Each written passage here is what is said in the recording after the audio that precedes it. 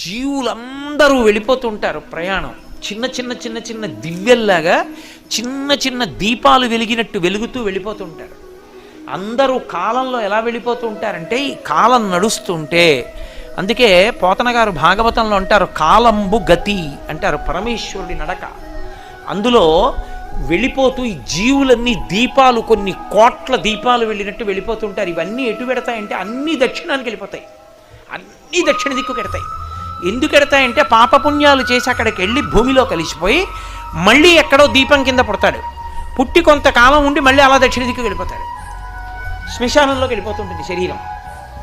ఎవడు ఏ దీపం నేను వెళ్ళనని ఉత్తరానికి తిరిగిందో ఆ దీపం ఇక అందులోకి శరీరం పెడుతుంది, ఇక ఆ దీపం మళ్ళీ పుట్టది.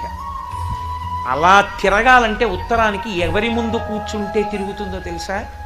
ఒక్క దక్షిణామూర్తి ముందే.